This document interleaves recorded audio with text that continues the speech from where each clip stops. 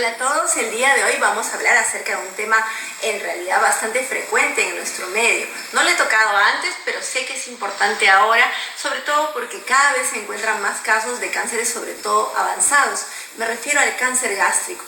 Es probable que alguno de ustedes haya tenido alguno de estos diagnósticos en algún familiar o en algún conocido. Pues es importante que ustedes conozcan también cómo es que podemos evitar llegar a una patología de esta gravedad y sobre todo cómo es que se manifiesta.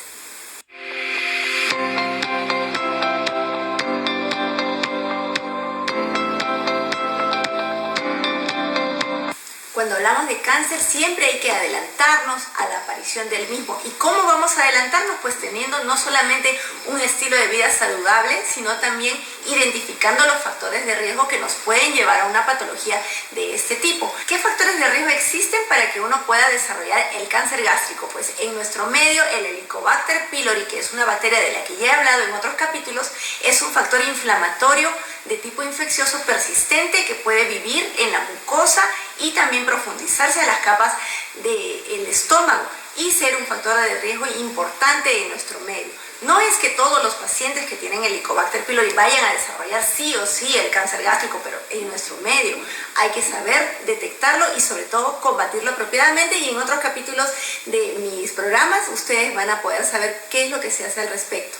Otro factor de riesgo importante que hay que tener en cuenta, y sobre todo un factor predisponente, es el tener la historia familiar de cáncer gástrico, es decir, un familiar o un pariente de primera línea, sea madre, padre, hermanos, tíos directos o abuelos que hayan tenido cáncer gástrico. Pues es importante conocer ese antecedente y sobre todo mencionárnoslo para que nosotros podamos intervenir a tiempo haciendo una detección temprana. Otros factores de riesgo importantes son el consumo de carnes que estén cocinadas a la parrilla, sobre todo a la parrilla de carbón. Yo sé que ahora que ya está pasando poco a poco la pandemia, todos ustedes seguramente si ya se están reuniendo por ahí, ¿no? Y hay que tener en cuenta que sí, pues no es malo comerse de vez en cuando una carnecita asada o a la parrilla, pero el comerla de manera constante hace que estos pequeños restos de carbón se adhieran a la carne o a lo que ustedes pongan a la parrilla, y el consumirlo frecuentemente es también un factor inflamatorio.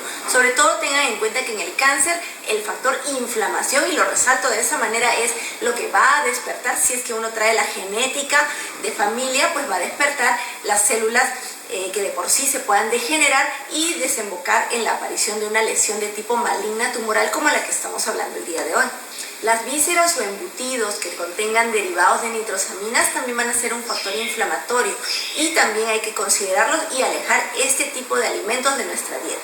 ¿Existen síntomas que nos hablen acerca del cáncer gástrico? Pues en realidad los problemas neoplásicos no avisan, y ese es el asunto, que no hay que esperar a tener síntomas para acudir al médico. En nuestro medio 40 años es el punto de corte para ya empezar a hacer chequeos tempranos, y mucho antes de eso, si es que ustedes tienen ardor en la boca del estómago, si tienen sensación de que se llenan pronto, o como que la digestión es lenta, o que de hecho amanecen con náuseas o con molestias persistentes aquí en la parte superior del abdomen, tienen que acudir a nosotros los gastroenterólogos para que hagamos el estudio de sus síntomas y sobre todo la búsqueda de alguna lesión que sea de tipo inflamatorio o tal vez alguna lesión maligna, por medio de procedimientos sean no invasivos o invasivos como la endoscopía, que es una de las herramientas que tenemos para poder saber si tienen ustedes indicios de que algo está degenerando en sus células y que podría ser el precursor o los primeros signos de una lesión neoplásica.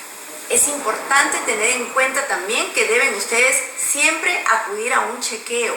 Tienen que hacerse exámenes anualmente, y sobre todo el examen de hemograma es súper importante. ¿Por qué? Porque ahí vemos cómo está el recuento de hemoglobina, y si alguien tiene pues sus niveles bajos de hemoglobina, sobre todo menos de 12.5 en mujeres y menos de 13 gramos por decilitro de hemoglobina en sangre, ya es un signo de que algo no está yendo bien, y siempre hay que pensar que eso se puede relacionar de la mano con los síntomas gástricos a algún problema inicial, y esperemos que no avanzado, del estómago relacionado a estas neoplasias de las que les estoy hablando el día de hoy.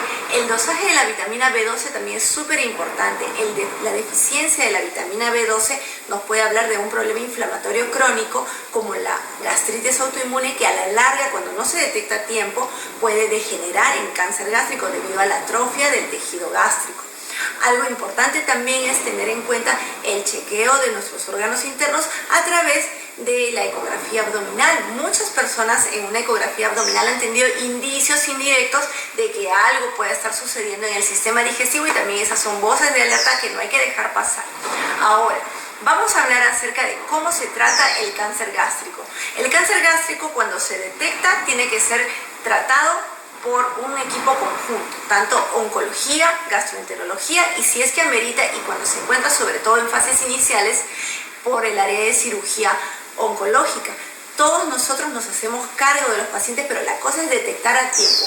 Todo tiene solución, y recuérdenlo, cuando se detecta a tiempo. Cuando uno lo deja pasar, sobre todo deja pasar los síntomas, pues a veces la cosa ya viene complicada, y eso es lo que no queremos que eso suceda. Es por eso que estoy aquí, para aconsejarlos siempre. Este tema tan importante que ha sido para mí el día de hoy, alcanzarles a ustedes en todos estos detalles, espero que sea de tanto su interés como de importancia para la familia de ustedes.